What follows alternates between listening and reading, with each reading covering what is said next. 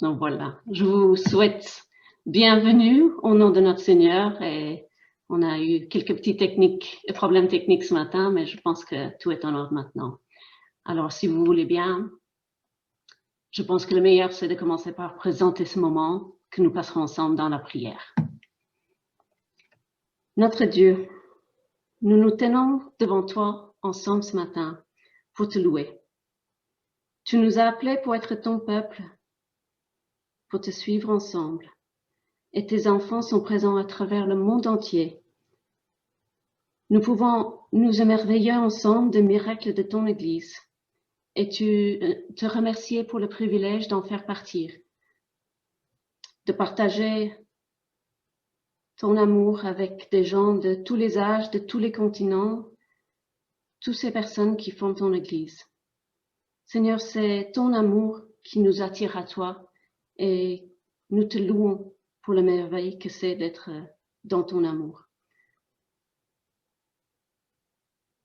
Merci Seigneur, et puissions-nous te louer ce matin. Amen. Et je vous invite donc à louer Seigneur, et on va commencer par le chant « J'entre dans tes portes » pour rentrer avec lui ensemble.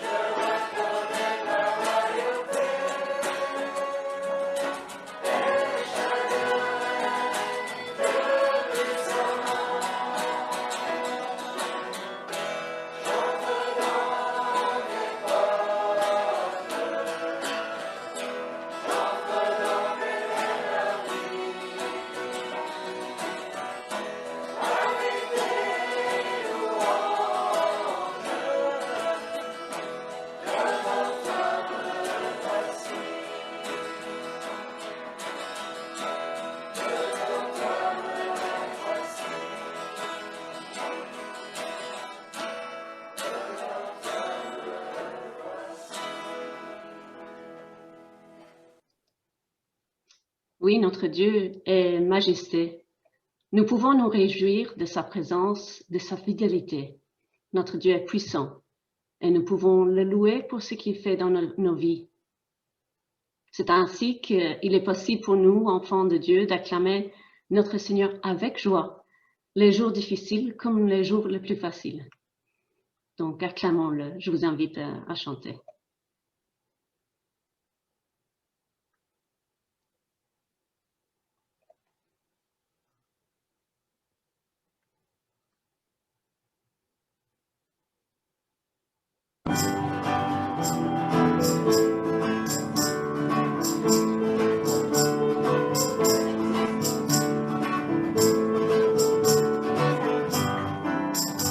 Acclamez le Seigneur avec joie.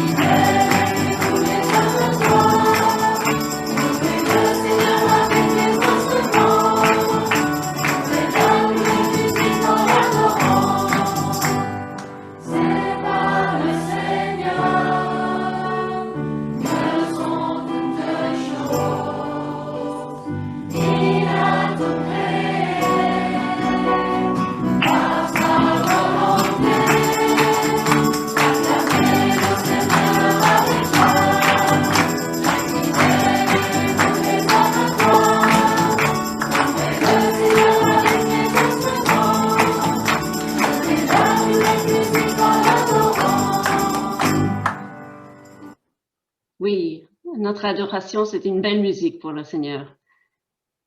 Il nous a créés pour le chanter, pour l'adorer, pour louer son nom. Et j'aimerais que nous chantions ensemble le chant « Béni soit ton nom », que ceux qui sont dans l'abondance en ce moment chantent ensemble avec ceux qui traversent un désert, pour dire ensemble « Béni soit ton nom ».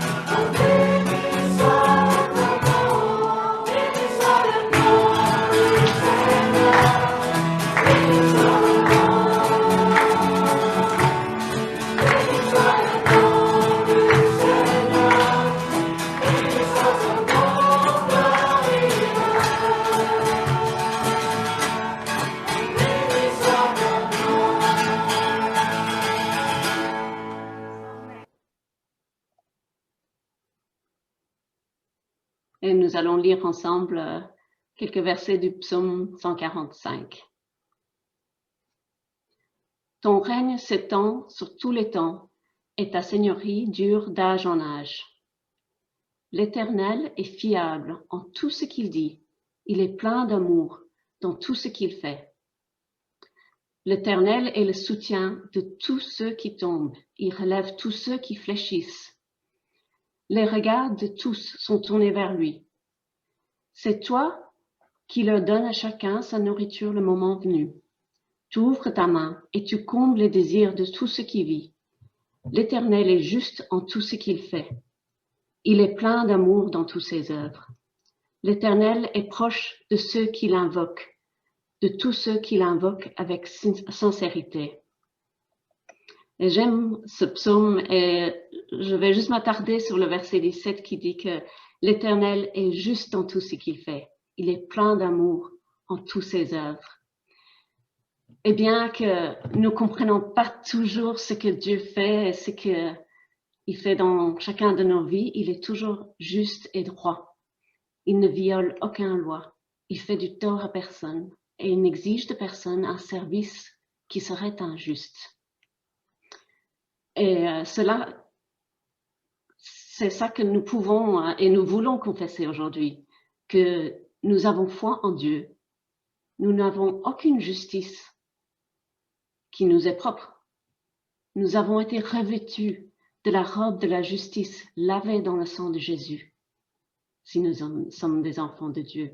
Il est justice, il est sainteté, et il a dit « Soyez saints, car je suis saint ». Donc, je vous invite à chanter ensemble maintenant « Dieu de lumière, nous voulons te louer ».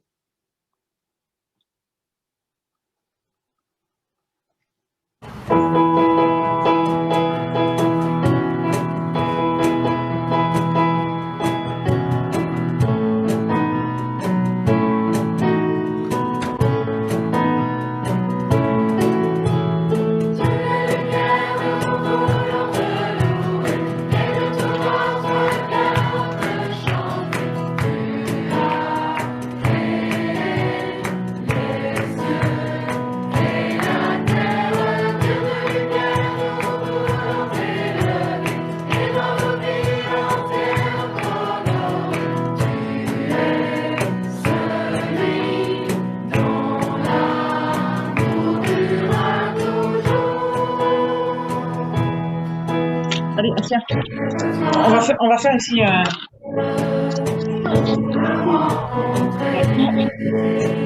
ma fille s'habille. Prends ton pyjama.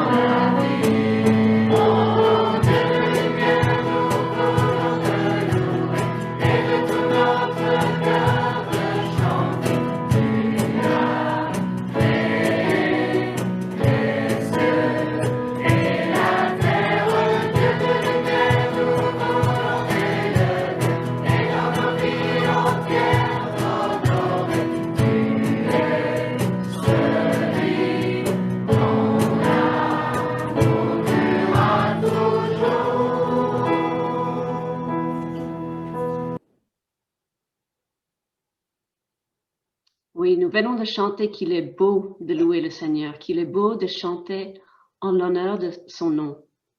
Dieu est lumière, parfaitement pur et saint.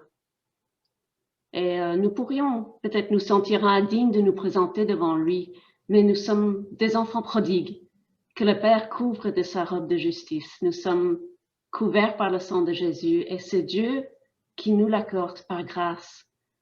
C'est le don de son Fils qui est le plus beau cadeau. Et nos péchés sont tellement innombrables pour nous éloigner de sa présence. Mais nous pouvons nous approcher de lui, car il est écrit en 2 Corinthiens 5, 21, « Celui qui a été innocent de tout péché, Dieu l'a condamné comme un pécheur à notre place, pour que dans l'union avec Christ, nous recevions la justice que Dieu accorde. » Et nous ne pouvons pas partager les éléments de la Sainte Seine, mais ce moment de Sainte Seine est un mémorial du sacrifice de Jésus. Et nous pouvons faire cela. Nous allons nous souvenir de ce moment. Et avant de passer un moment dans la prière, nous pouvons chanter à toi l'honneur, qui va nous amener par la suite pour le moment de prière. Chantons.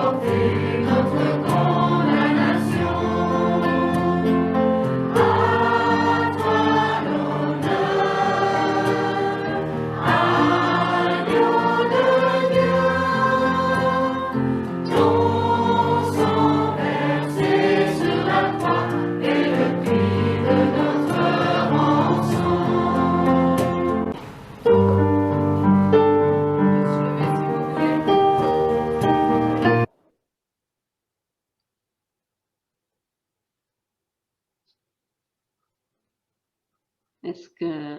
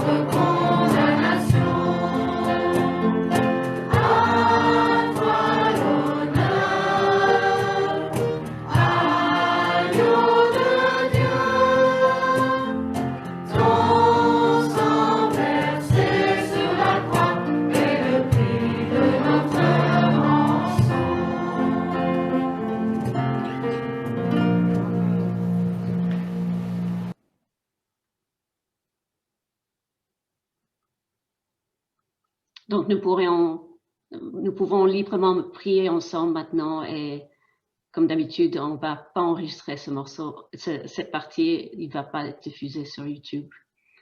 Courbons nos têtes et prions. Alors, face aux souffrances de tout ordre qui nous accablent parfois, on se demande ce qui nous arrive. On cherche à en connaître la cause, on cherche une réponse. Est-ce que j'y suis pour quelque chose? Est-ce que j'aurais pu y échapper? Qu'aurais-je pu faire pour l'éviter? Et ce livre est le livre de Job. Et il ne traite pas que de ce sujet. Il évoque aussi bien d'autres thèmes que nous découvrirons au fur et à mesure. Mais à première lecture, c'est la souffrance qui paraît être mise en évidence. Et toute l'histoire de Job pourrait être définie comme une histoire de persévérance dans laquelle Job apparaît comme un homme intègre et droit. Il est d'ailleurs classé dans la Bible parmi les livres de sagesse, avec les psaumes, les proverbes, Ecclésiastes ou encore Cantique des Cantiques. Et aujourd'hui, nous allons voir, dans un premier temps, qui était réellement Job. Que sait-on de lui, de la période au cours de laquelle il a vécu, et ce que nous pouvons déjà en retirer comme enseignement. Il y avait au pays d'Ouz un homme qui s'appelait Job. Cet homme était intègre et droit. Il craignait Dieu et se détournait du mal. Et c'est par cette phrase, qui situe la région d'où il est originaire, que commence le récit du livre. Et cette phrase nous donne indirectement plusieurs renseignements sur le cadre dans lequel se situe l'intrigue du livre de Job. Job n'était pas un Israélite. Dans le livre des Lamentations, Jérémie situe le pays d'Ouz à l'endroit où se trouvent les Édomites à son époque. Il dit « Réjouis-toi, exprime ta joie, fille d'Édom, habitante du pays d'Ouz. » Alors, si le pays d'Ouz c'est bien l'ancien nom d'Édom, alors ce pays se situait au sud de la mer Morte. Et le fait que Job ne soit pas un Israélite a pour le livre une importance capitale. À partir du 12e chapitre de la Genèse, tout le cadre des récits de l'Ancien Testament se rapporte à une famille, la famille d'Abraham, et à un peuple, le peuple d'Israël. Or, voici un livre important de l'Ancien Testament, reconnu par les Juifs comme étant inspiré, au même titre que les autres, et qui n'est pas lié à la famille d'Abraham et au peuple hébreu. Alors, quels enseignements pouvons-nous en tirer? Le premier est que le sujet du livre de Job dépasse largement le cadre de la relation que Dieu a avec Israël. Il est comme le livre de l'Ecclésiaste qui traite de sujets qui touchent à la vie de tout homme. Il n'est ainsi pas besoin d'être juif pour être confronté aux questions que soulève l'histoire de Job. Tout homme est confronté au problème du mal, de la souffrance injuste et inexplicable, et est amené à se poser des questions de la logique, des raisons qui font que Dieu la permette. Nous pouvons donc entrer dans l'étude du livre de Job sans avoir à faire le détour par tout ce que l'Ancien Testament dit pour le comprendre. Or, ou dit autrement, nul n'a besoin de savoir qui est Abraham, Moïse ou les prophètes pour lire Job. La seconde information que l'on peut en tirer du premier verset touche à l'ancienneté du livre. Les noms que portent les pays anciens dont parle la Bible correspondent aux noms des premières familles qui s'y sont établies. Nous lisons ainsi dans Genèse au chapitre 10 que Ouz était un petit-fils de Sem, fils de Noé. Il y a donc fort à parier que Job ait vécu avant Abraham et que son livre soit, avec les 10 premiers chapitres de la Genèse, le plus ancien de la Bible. Et cette affirmation se confirme par le fait que nous ne trouvons dans le livre de Job aucune mention d'Israël, aucune mention de la loi de Dieu ou du tabernacle. Job évoque dans son livre la création, le déluge, la question du péché, du jugement, qui sont tous des thèmes présents dans la Bible avant Abraham. Mais il ne parle de rien de ce qui est évoqué à partir d'Abraham. Un autre indice sur l'ancienneté du livre est l'âge qu'a atteint Job. Nous ne savons pas à quel moment de sa vie Job a été touché par l'épreuve qui l'a frappé. Et ce que l'on sait, c'est que Job avait, au début du récit, 10 enfants qui avaient déjà atteint l'âge adulte. et qui avait accumulé une richesse considérable. Job avait donc déjà atteint un certain âge au moment où commence le récit. Et à la fin du livre, nous apprenons que Job a encore vécu 140 ans après son épreuve. Or, on sait qu'à partir de Noé, l'âge des hommes va toujours plus en diminuant. Abraham, considéré comme âgé, vivra lui jusqu'à 175 ans, ce qui est inférieur à Job. Job fait donc partie de l'humanité ancienne, celle qui suivit le déluge. Une autre information intéressante que l'on peut tirer des renseignements que nous donne le livre sur l'époque à laquelle il a été écrit est le fait qu'au temps de Job, il y avait une mémoire bien vivante de qui était le vrai Dieu. Job n'appelle pas Dieu l'Éternel, mais il l'appelle le Tout-Puissant. C'est le nom sur lequel Dieu se révélait aussi à Abraham, à qui il a dit « Je suis le Dieu Tout-Puissant, marche devant ma face et sois intègre ». Or, il n'y avait pas que Job qui habitait dans le pays d'Ouz, qui avait aussi une connaissance exacte du vrai Dieu. Il y avait aussi ses 3 amis, qui venaient de 3 pays différents, ainsi qu'Éliou, qui apparaît à la fin du livre. Et ces personnages font aussi preuve de la même connaissance. Et jamais dans leur bouche, aucun de ces hommes ne fait mention d'un autre Dieu ou d'une idole. Du temps de Job, il n'y avait pas encore cet égarement qui fit que l'on a commencé à prendre pour Dieu des choses créées. Et on nous fait croire aujourd'hui dans les livres d'histoire que le monothéisme, donc l'idée qu'il n'y a qu'un seul Dieu, est venu tardivement pour finir par s'imposer. Mais c'est le contraire qui est vrai. Le livre de Job témoigne que les générations qui ont vécu avant Abraham étaient monothéistes et que ce n'est qu'avec le développement du péché que sont nées l'idolâtrie et le polythéisme. Job était un véritable être humain. Alors, cela vous paraît peut-être évident, mais cela n'a pas toujours été le cas. De nombreux commentateurs ont pensé que le livre de Job était comme une parabole qui met en scène des personnages fictifs pour traiter d'un sujet particulier, un peu comme le faisait Jésus dans ses paraboles. Plusieurs arguments s'opposent à cela. D'abord, la précision des lieux d'où viennent les personnages, ce qui n'apparaît pas dans une parabole. Ensuite, le fait que dans l'écriture, les écrivains qui parlent de Job le font en évoquant toujours un être humain qui a vécu, comme le dit Jacques. Nous disons « heureux ceux qui persévèrent ». Vous avez entendu parler de la persévérance de Job et vous avez vu la fin que le Seigneur lui a accordée, car le Seigneur est plein de tendresse et de compassion. C'est donc bien à un homme, à une vraie situation, à une véritable expérience que nous confronte le livre de Job. Ce n'est pas non plus un écrit philosophique, mais le récit d'une épreuve terrible, traversée par un homme en chair et en os comme nous le sommes.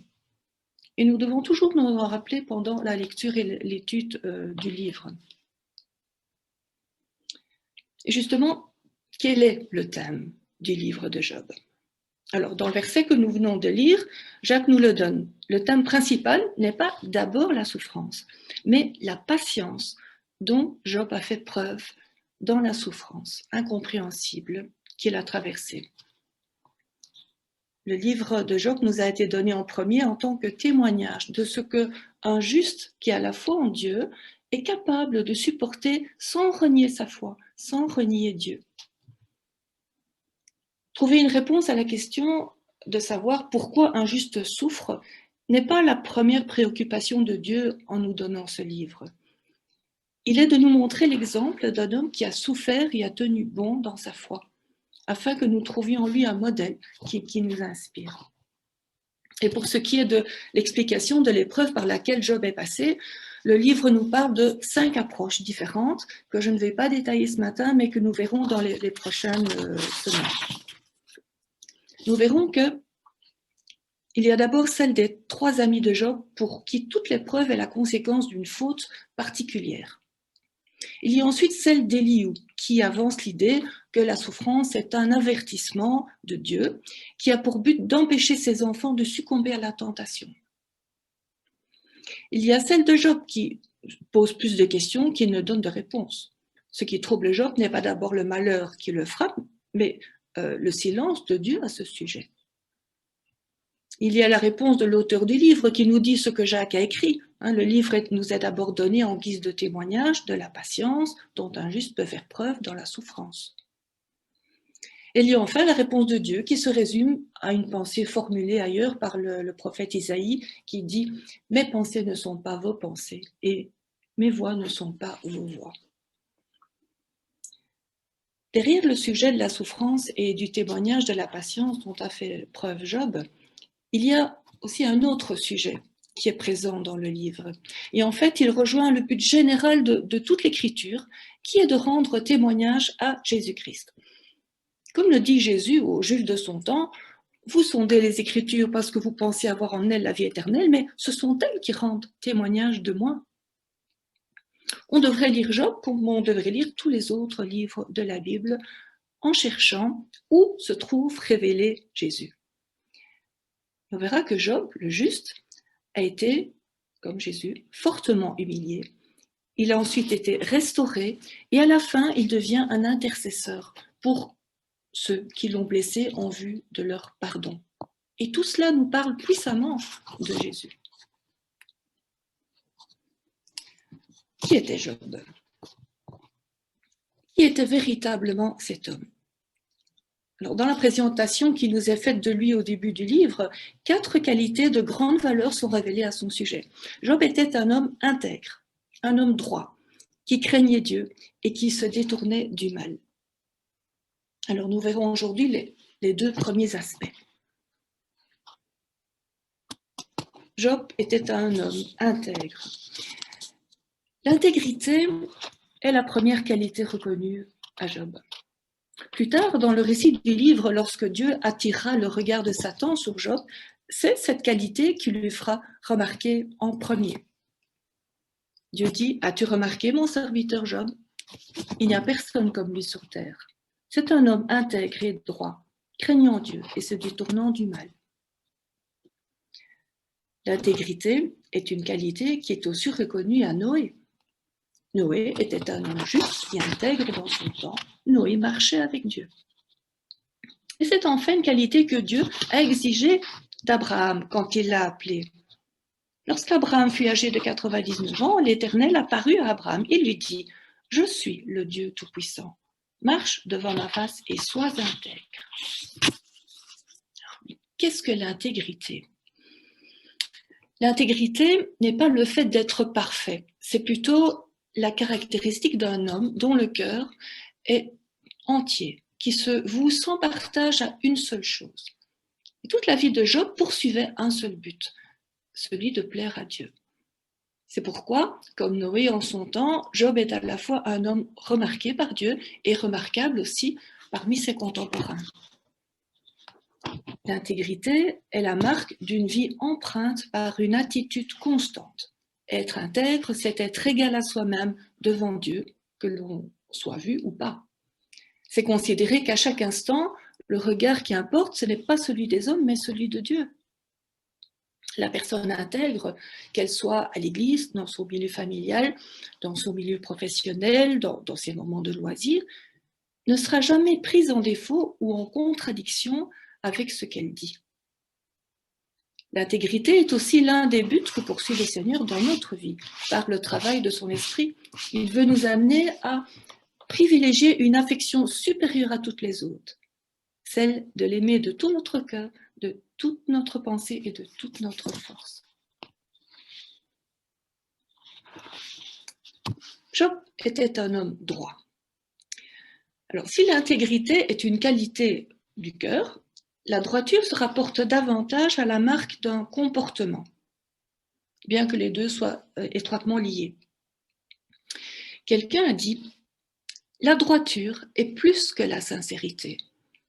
C'est l'art de s'engager au moment voulu dans la bonne direction, sur la voie droite, celle de la volonté divine. » Et le prophète Ézéchiel, par exemple, qui est appelé à annoncer le jugement qui doit venir, cite devant le peuple les noms des seuls hommes qui, s'ils avaient été là, auraient eu la vie sauve. Il dit « Fils de l'homme, si un pays pêche contre moi, en se livrant à l'infidélité, et que je déploie ma puissance contre lui, si je le prive de pain, lui envoie la famine, et en élimine hommes et bêtes, s'il s'y trouve ces trois hommes, Noé, Daniel et Job, eux auront la vie sauve à cause de leur justice, déclare le Seigneur l'Éternel. Et la mention du nom de ces trois hommes dans un tel contexte nous dit à quel point Dieu les tient en haute estime, à cause de la droiture dont ils ont fait preuve dans leur vie. Des qualités qui ont fait de Job cet homme juste, remarqué par Dieu et remarquable aux yeux des autres.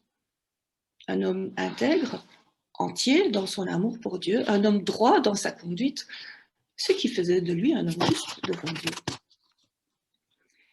Et à la fin du livre de Job, Dieu dit à Éliphaz, l'un de ses amis, « Ma colère est enflammée contre toi et contre tes deux amis, parce que vous n'avez pas parlé de moi avec droiture, comme l'a fait mon serviteur Job. » Et encore bien d'autres passages encore disent que l'Éternel traite les hommes selon leur droiture. « L'Éternel m'a traité conformément à ma justice, dit Samuel, à la pureté qu'il a vue chez moi. Avec celui qui est fidèle, tu te montres fidèle. Avec l'homme intègre, tu agis avec intégrité. » Oui, Dieu est sensible et attentif à notre conduite. Ce sont des qualités auxquelles nous devons aspirer. Psaume 37 nous dit « Observe celui qui est intègre et regarde celui qui est droit, car il y a un avenir pour l'homme de paix. » C'est ce que Dieu veut que nous gardions aussi aujourd'hui, l'intégrité et la droiture qui sont source de paix et qui proviennent d'un cœur juste devant Dieu. Jésus dit qu'il nous donne sa paix et qu'il ne nous la donne pas comme le monde donne. Dès lors, nous pouvons considérer qu'un manque de paix en nous ou autour de nous est un indice qui doit attirer notre attention afin d'examiner tout ce qui dans notre vie passe à côté de ces deux buts. Et pour terminer, j'aimerais vous laisser cette réflexion au sujet du psaume 15 qui dit « Éternel, qui séjournera dans ta tente? Qui demeurera sur ta montagne sainte? Celui qui marche dans l'intégrité, pratique la justice et dit ce qu'il pense vraiment. » Ici, on voit qu'une vie dans la proximité avec Dieu, une vie dans la paix de Dieu est liée à des conditions. Marcher dans l'intégrité, pratiquer la justice, mais aussi penser et parler avec droiture. Parler à quelqu'un et dire ce que l'on pense sans aucune arrière-pensée sur sa personne, sans présupposer à son égard. La véritable droiture est dans le cœur, mais se voit surtout dans les actes. Marcher dans l'intégrité, comme il est dit dans le psaume, ajoute quelque chose. C'est la persévérance. L'intégrité est une façon d'être et de se conduire avec droiture, de façon permanente et persévérante. Alors j'aimerais que nous prenions un temps pour faire silence devant Dieu et examiner nos pensées et nos actes. Après quoi, je laisserai la parole à Barbara.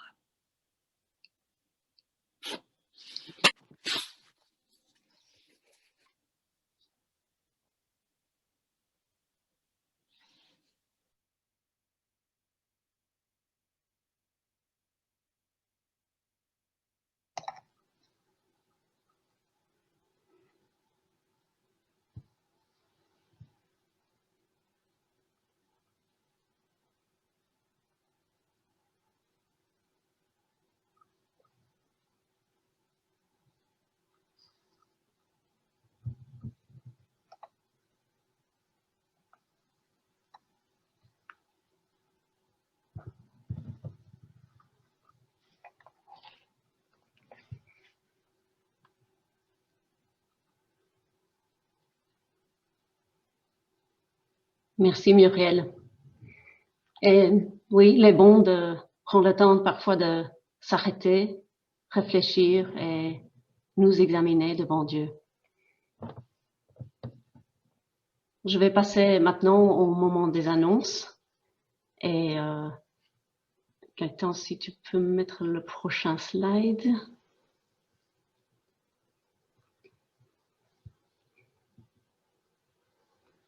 ou je ne sais pas, est-ce que c'est Samuel qui fait avancer? Voilà. Ah, d'accord, oui. Effectivement, Muriel doit se déconnecter pour pouvoir remettre les autres.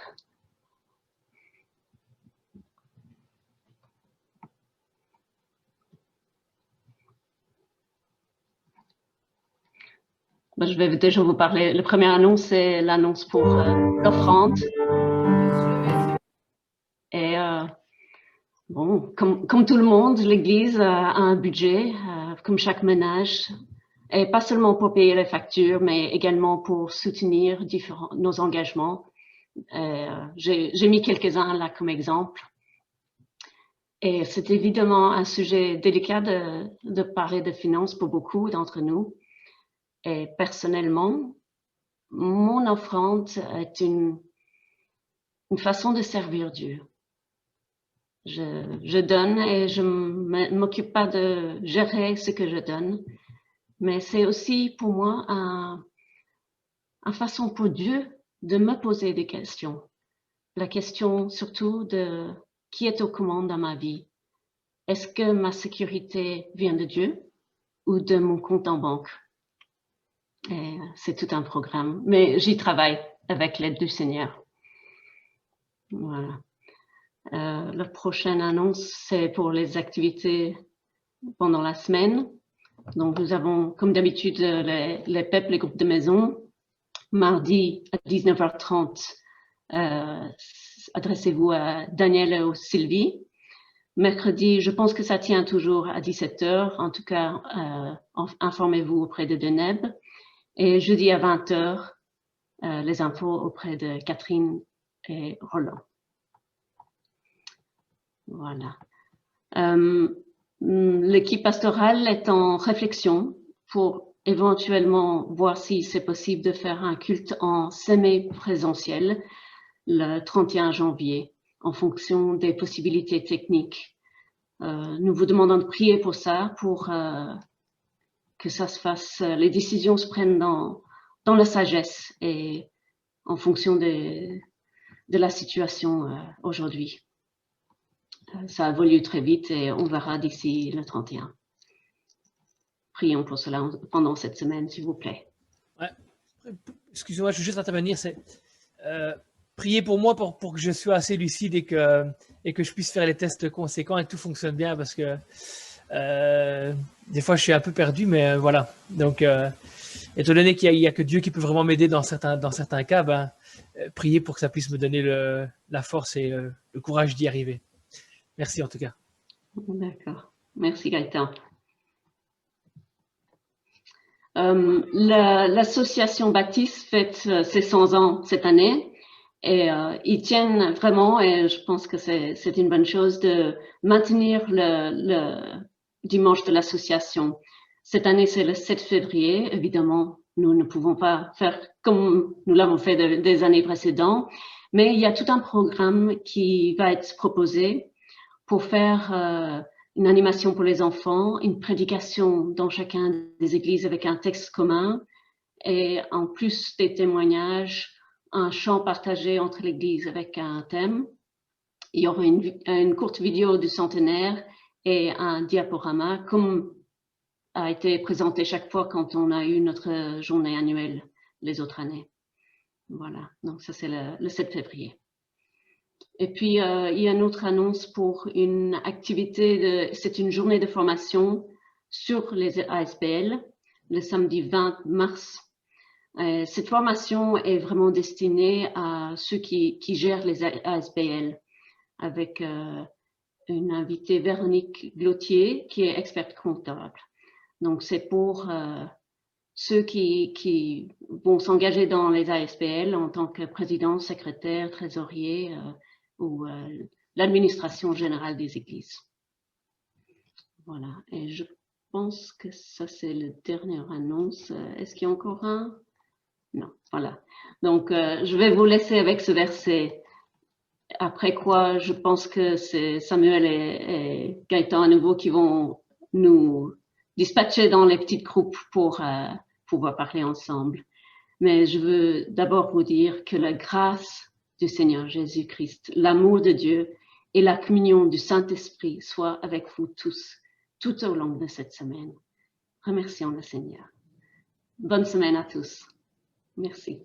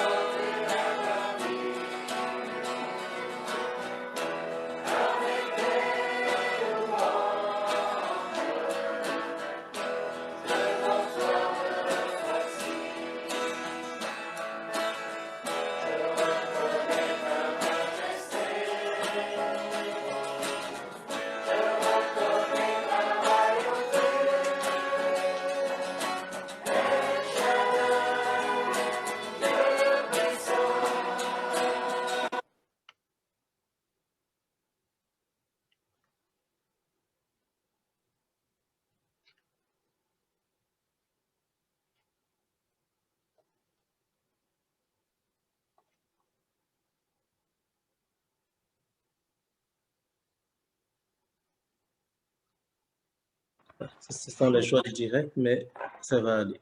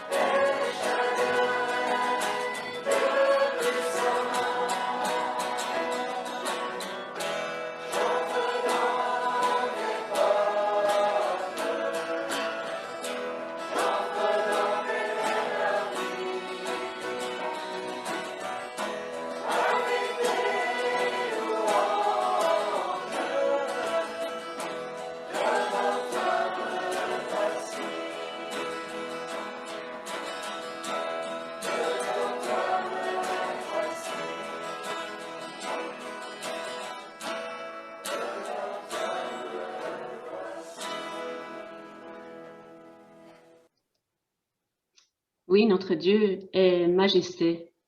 Nous pouvons nous réjouir de sa présence, de sa fidélité.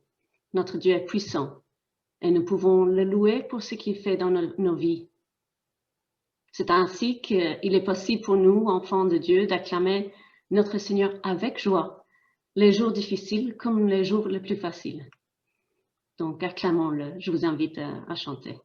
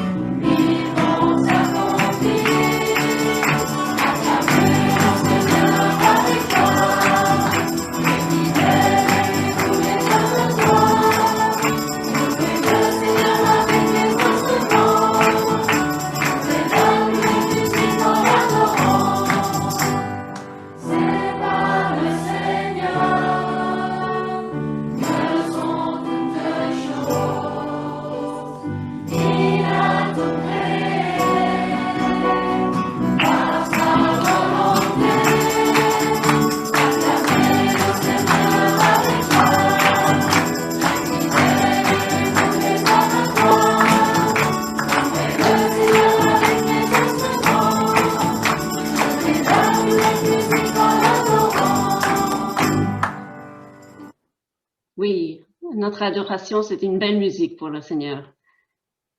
Il nous a créés pour le chanter, pour l'adorer, pour louer son nom.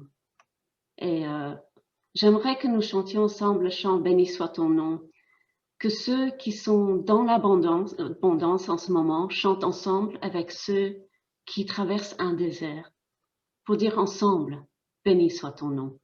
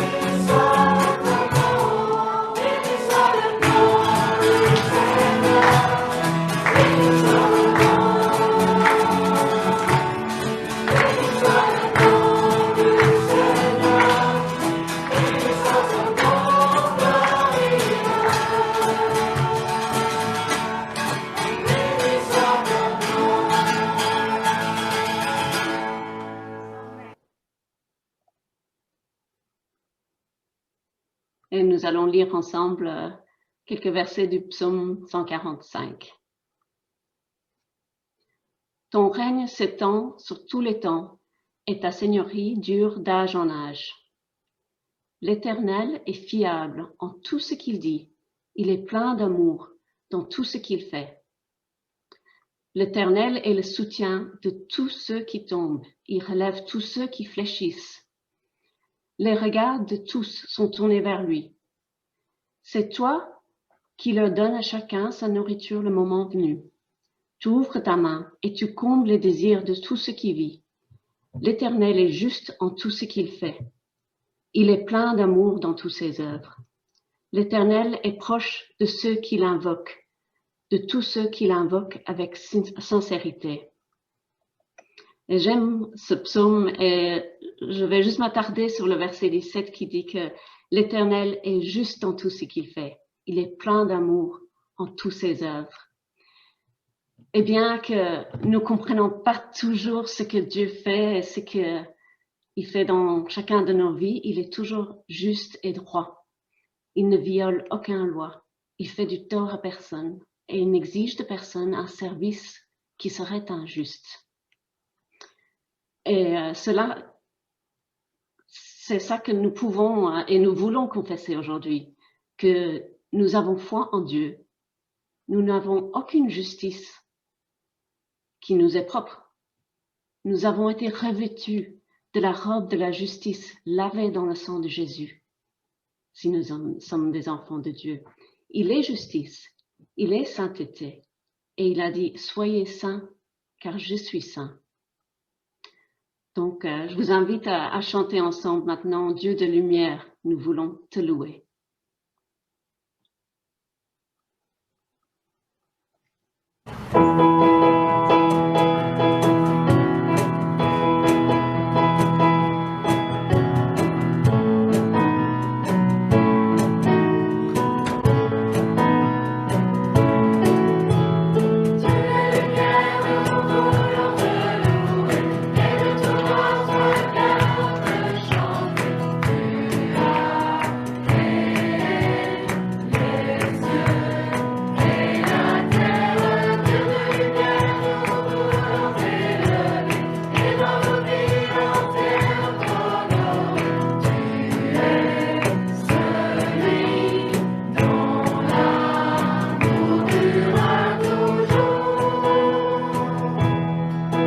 Allez, tiens. On va faire ici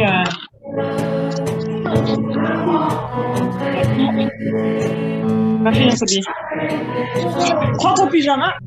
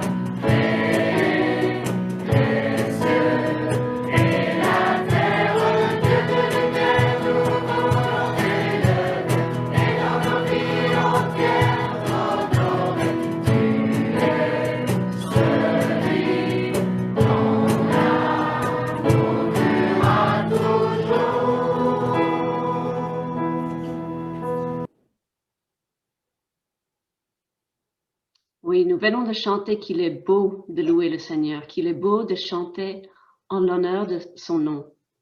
Dieu est lumière, parfaitement pur et saint. Et nous pourrions peut-être nous sentir indignes de nous présenter devant lui, mais nous sommes des enfants prodigues que le Père couvre de sa robe de justice. Nous sommes couverts par le sang de Jésus et c'est Dieu qui nous l'accorde par grâce. C'est le don de son Fils qui est le plus beau cadeau. Et nos péchés sont tellement innombrables pour nous éloigner de sa présence. Mais nous pouvons nous approcher de lui, car il est écrit en 2 Corinthiens 5, 21, « Celui qui a été innocent de tout péché, Dieu l'a condamné comme un pécheur à notre place, pour que dans l'union avec Christ, nous recevions la justice que Dieu accorde. » Et nous ne pouvons pas partager les éléments de la Sainte Seine, mais ce moment de Sainte Seine est un mémorial du sacrifice de Jésus. Et nous pouvons faire cela. Nous allons nous souvenir de ce moment. Et avant de passer un moment dans la prière, nous pouvons chanter à toi l'honneur, qui va nous amener par la suite pour le moment de prière. Chantons.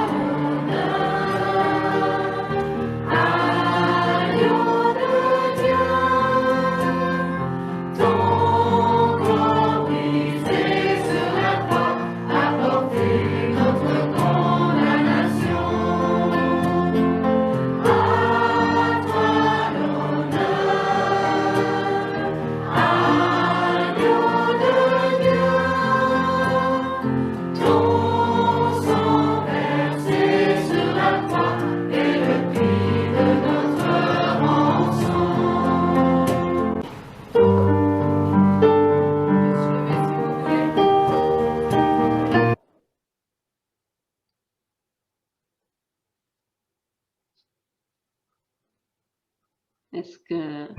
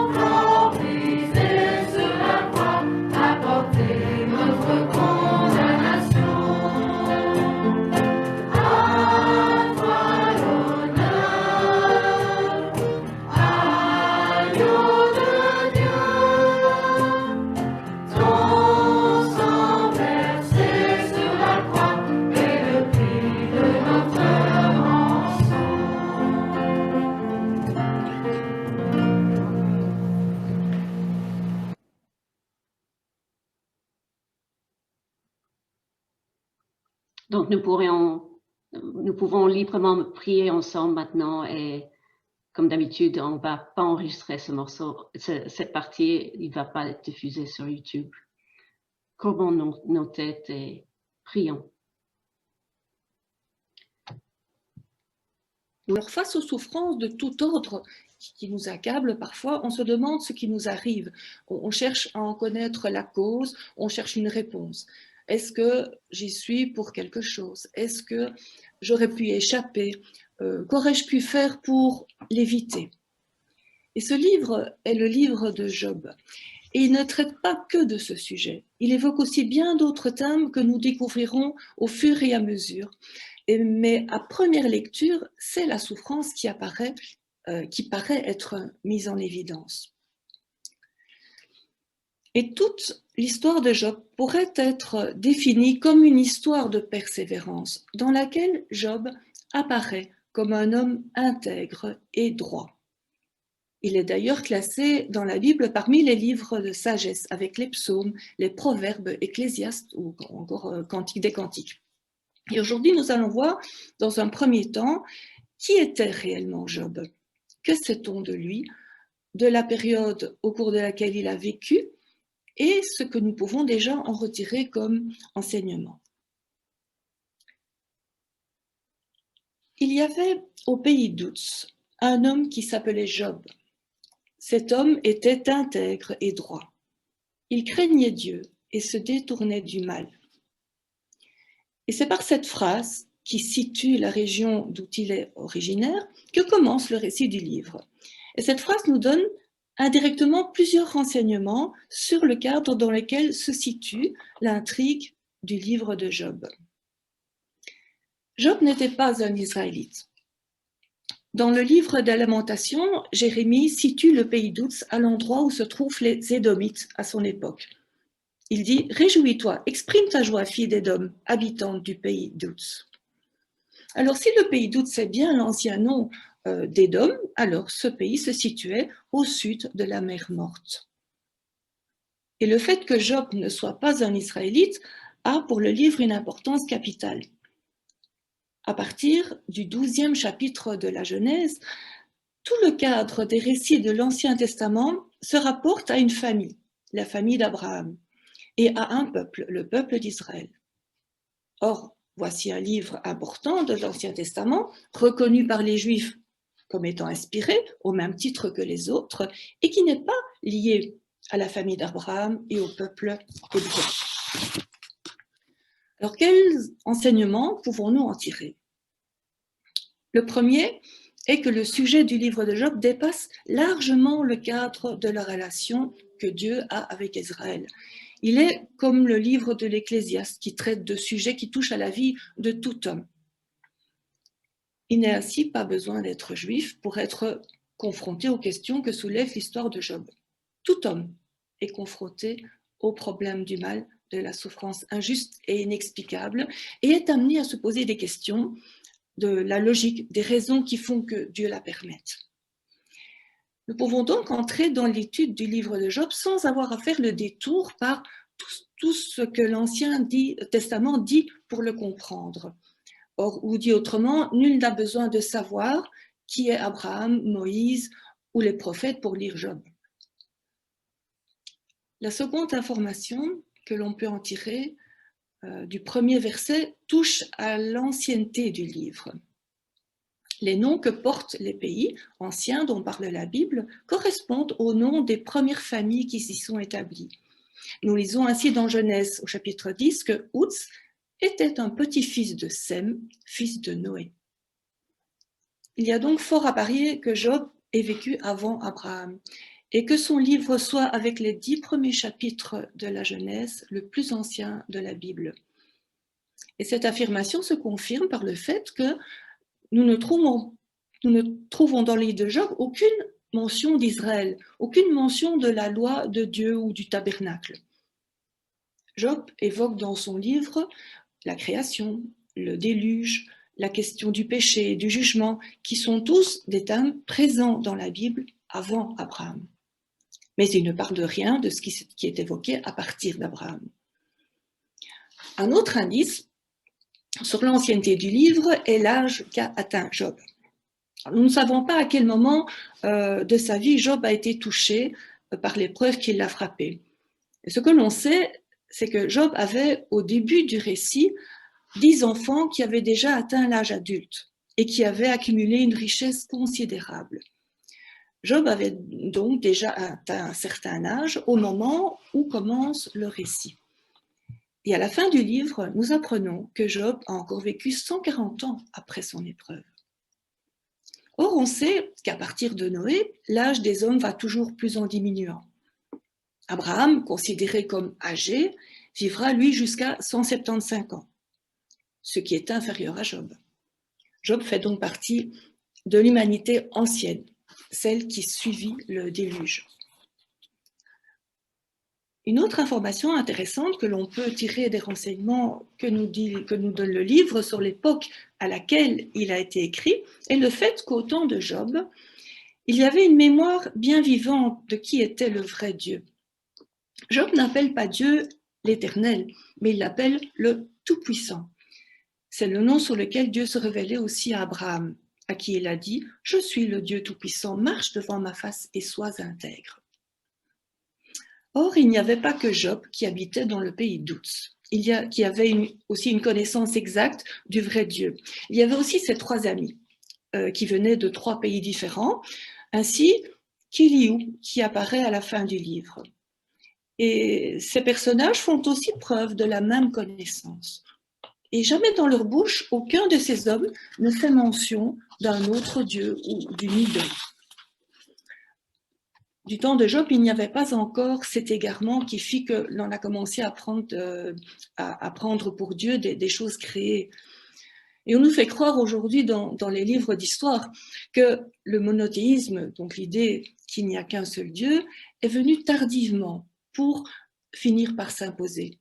Mais c'est le contraire qui est vrai. Le livre de Job témoigne que les générations qui ont vécu avant Abraham étaient monothéistes et que ce n'est qu'avec le développement du péché que sont nées l'idolâtrie et le polythéisme. Job était un véritable être humain. Alors, cela vous paraît peut-être évident, mais cela n'a pas toujours été le cas. De nombreux commentateurs ont pensé que le livre de Job était comme une parabole qui met en scène des personnages fictifs pour traiter d'un sujet particulier, un peu comme le faisait Jésus dans ses paraboles. Plusieurs arguments s'opposent à cela. D'abord, la précision des lieux d'où viennent les personnages, ce qui n'apparaît pas dans une parabole. Ensuite, le fait que dans l'écriture, les écrivains qui parlent de Job le font en évoquant toujours un être humain qui a vécu, comme le dit Jacques. Nous disons « heureux ceux qui persévèrent ». Vous avez entendu parler de la persévérance de Job et vous avez vu la fin que le Seigneur lui a accordée, car le Seigneur est plein de tendresse et de compassion. C'est donc bien à un homme, à une vraie situation, à une véritable expérience que nous confronte le livre de Job. Ce n'est pas non plus un écrit philosophique, mais le récit d'une épreuve terrible, traversée par un homme en chair et en os comme nous le sommes. Et nous devons toujours nous en rappeler pendant la lecture et l'étude du livre. Et justement, quel est le thème du livre de Job ? Alors, dans le verset que nous venons de lire, Jacques nous le donne. Le thème principal n'est pas d'abord la souffrance, mais la patience dont Job a fait preuve dans la souffrance incompréhensible qu'il a traversée. Le livre de Job nous a été donné en premier en tant que témoignage de ce qu'un juste qui a la foi en Dieu est capable de supporter sans renier sa foi, sans renier Dieu. Trouver une réponse à la question de savoir pourquoi un juste souffre n'est pas la première préoccupation de Dieu en nous donnant ce livre. Il est de nous montrer l'exemple d'un homme qui a souffert et a tenu bon dans sa foi, afin que nous trouvions en lui un modèle qui nous inspire.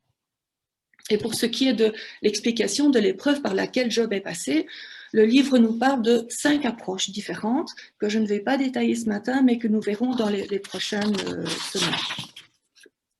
Nous verrons qu'il y a d'abord celle des 3 amis de Job pour qui toute l'épreuve est la conséquence d'une faute particulière. Il y a ensuite celle d'Éliou qui avance l'idée que la souffrance est un avertissement de Dieu qui a pour but d'empêcher ses enfants de succomber à la tentation. Il y a celle de Job qui pose plus de questions qu'il ne donne de réponses.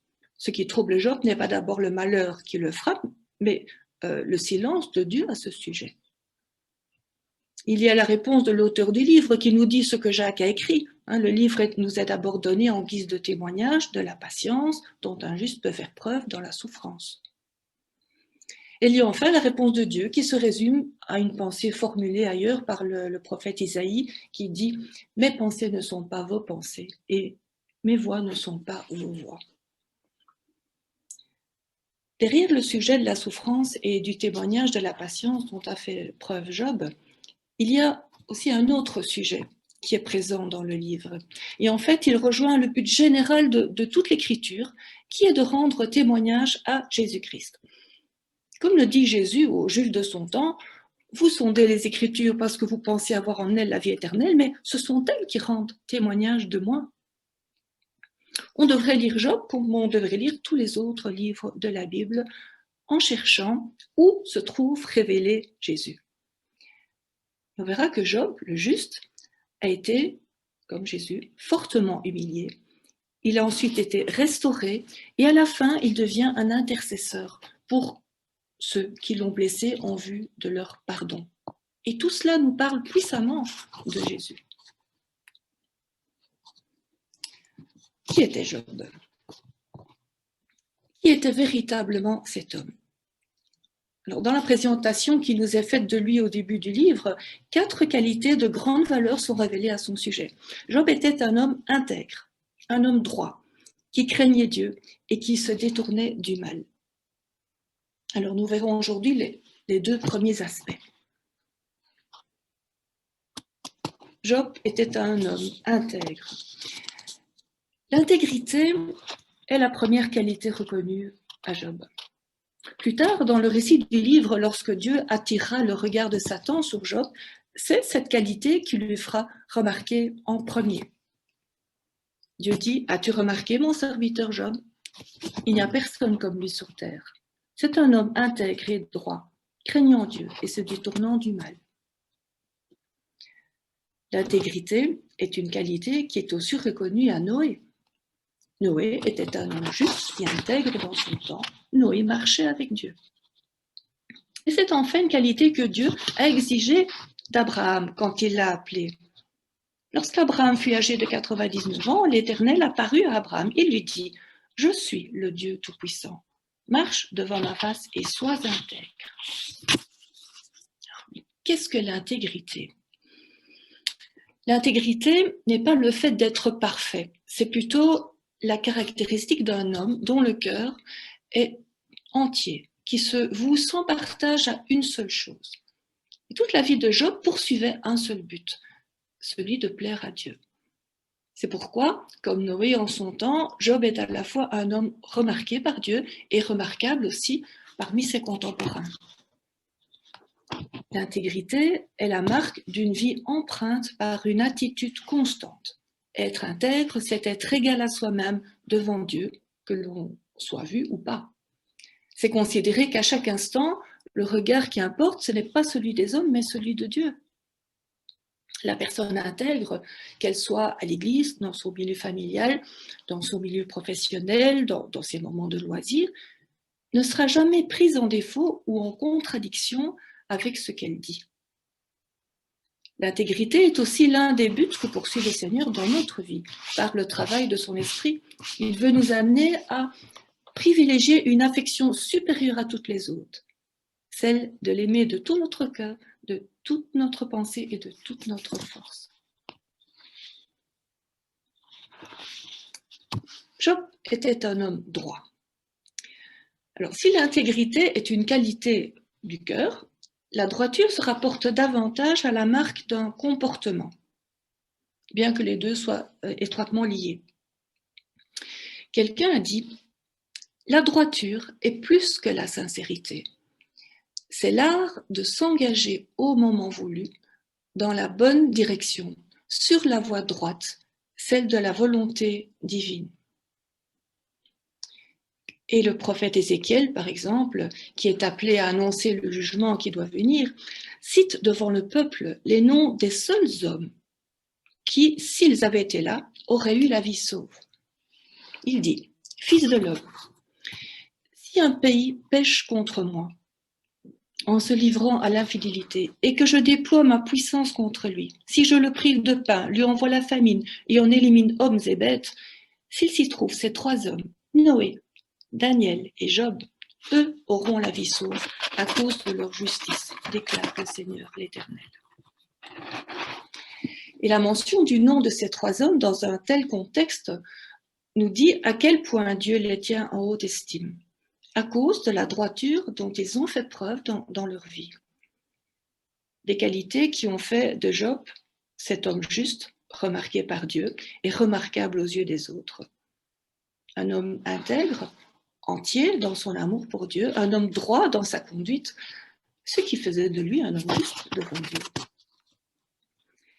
Et à la fin du livre de Job, Dieu dit à Éliphaz, l'un de ses amis, « Ma colère est enflammée contre toi et contre tes 2 amis, parce que vous n'avez pas parlé de moi avec droiture, comme l'a fait mon serviteur Job. » Et encore bien d'autres passages encore disent que l'Éternel traite les hommes selon leur droiture. « L'Éternel m'a traité conformément à ma justice, dit Samuel, à la pureté qu'il a vue chez moi. Avec celui qui est fidèle, tu te montres fidèle. Avec l'homme intègre, tu agis avec intégrité. » Oui, Dieu est sensible et attentif à notre conduite. Ce sont des qualités auxquelles nous devons aspirer. Psaume 37 nous dit « Observe celui qui est intègre et regarde celui qui est droit, car il y a un avenir pour l'homme de paix. » C'est ce que Dieu veut que nous gardions aussi aujourd'hui, l'intégrité et la droiture qui sont source de paix et qui proviennent d'un cœur juste devant Dieu. Jésus dit qu'il nous donne sa paix et qu'il ne nous la donne pas comme le monde donne. Dès lors, nous pouvons considérer qu'un manque de paix en nous ou autour de nous est un indice qui doit attirer notre attention afin d'examiner tout ce qui dans notre vie passe à côté de ces 2 buts. Et pour terminer, j'aimerais vous laisser cette réflexion au sujet du psaume 15, qui dit « Éternel, qui séjournera dans ta tente? Qui demeurera sur ta montagne sainte? Celui qui marche dans l'intégrité, pratique la justice et dit ce qu'il pense vraiment. » Ici, on voit qu'une vie dans la proximité avec Dieu, une vie dans la paix de Dieu est liée à des conditions. Marcher dans l'intégrité, pratiquer la justice, mais aussi penser et parler avec droiture. Parler à quelqu'un et dire ce que l'on pense sans aucune arrière-pensée sur sa personne, sans présupposer à son égard. La véritable droiture est dans le cœur, mais se voit surtout dans les actes. Marcher dans l'intégrité, comme il est dit dans le psaume, ajoute quelque chose. C'est la persévérance. L'intégrité est une façon d'être et de se conduire avec droiture, de façon permanente et persévérante. Alors, j'aimerais que nous prenions un temps pour faire silence devant Dieu et examiner nos pensées et nos actes. Après quoi, je laisserai la parole à Barbara.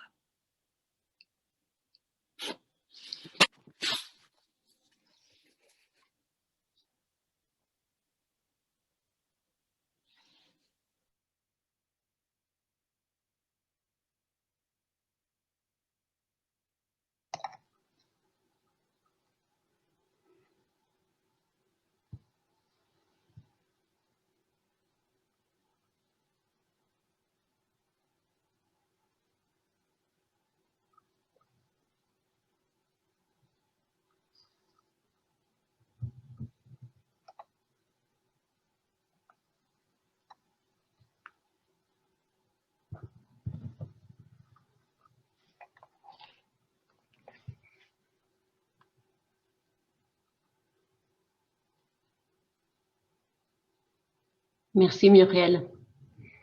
Et oui, il est bon de prendre le temps parfois de s'arrêter, réfléchir et nous examiner devant Dieu. Je vais passer maintenant au moment des annonces. Et Gaëtan, si tu peux mettre le prochain slide.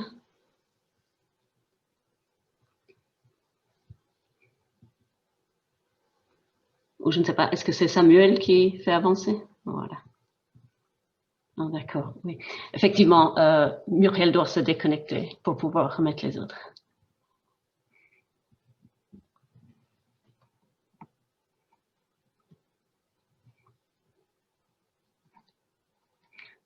Je vais déjà vous parler. La première annonce, c'est l'annonce pour l'offrande.